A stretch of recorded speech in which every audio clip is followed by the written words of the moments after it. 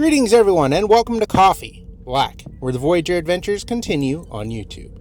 I'm your host, Captain G, and this is the channel where you get your refill of everything Star Trek, from trivia, news, reviews, and more. So before I get started on today's topic, I'd like to encourage new viewers to subscribe to the channel.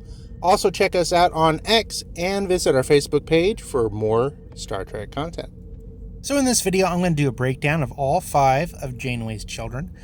Just to clarify the criteria for these children, I'm not including characters from Star Trek Prodigy, as Janeway is not considered to have guardianship over them in any way. She's more of a mentor to them rather than a parent.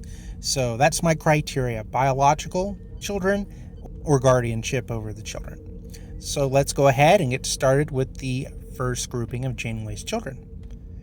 Janeway's first children appeared in the Star Trek Voyager episode Threshold. In the episode, Tom Paris decides he wants to break the warp barrier by reaching warp 10, which he accomplishes with some unfortunate effects as his body begins to evolve at a rapid pace. Tom eventually breaks free of being imprisoned in sickbay and kidnaps Janeway, taking her with him, and they escape Voyager by going to warp 10. At the end of the episode, Chakotay and Tuvok find them both on an alien planet, and they seemingly evolved at a rapid pace and became 2 advanced giant salamanders. Tuvok and Chakotay stand in shock as 3 baby salamanders crawl up out of the ground and then disappear swimming off into the river. And for some reason, Chakotay and Tuvok don't retrieve the children. And Janeway and Tom's children are never seen or heard from again.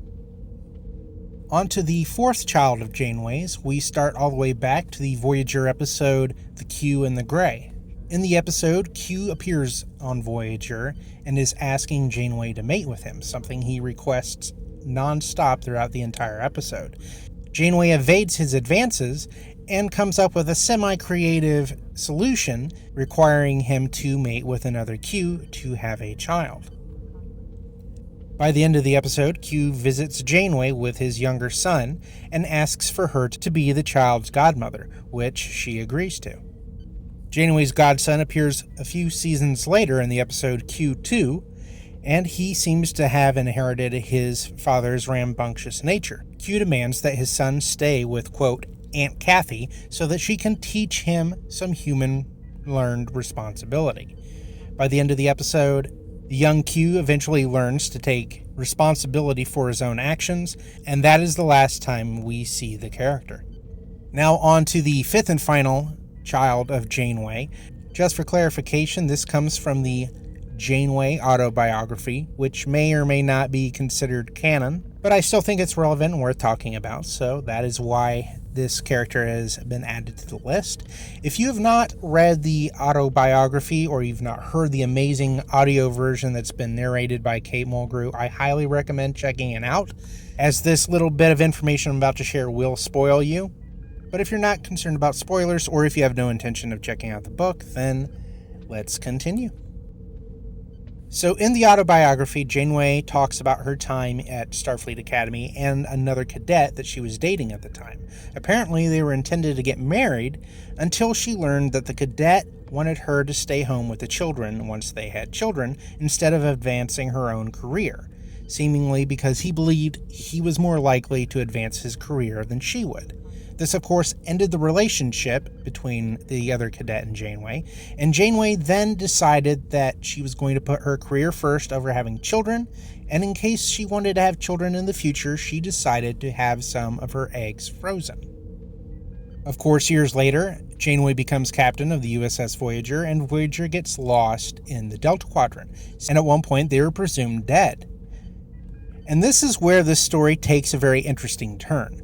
Since Janeway was considered dead, the rights to her eggs were given to her family, and her younger sister Phoebe and her spouse wanted to have a child.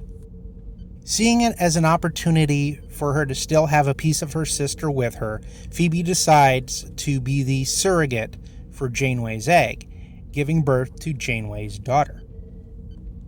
So by the time Janeway finally makes her way back home, she ends up having a surprise 3 or 4 year old daughter. In the book, Janeway explains that her daughter's name is Amelia, named after Janeway's own childhood hero, Amelia Earhart, and fast forwards to present day, expressing her pride as she sees her daughter graduate from Starfleet Academy. And there you have it. Those are all 5 of Janeway's children. But now I'd like to hear what you all think. What do you think about the salamander babies being left behind? And what are your opinions on Janeway's surprise daughter in the Janeway Autobiography? Drop a comment in the comment section below and let me know. This has been Captain G of Coffee Black with your refill of everything Star Trek. Everyone, thanks for watching. Take care. Live long and prosper.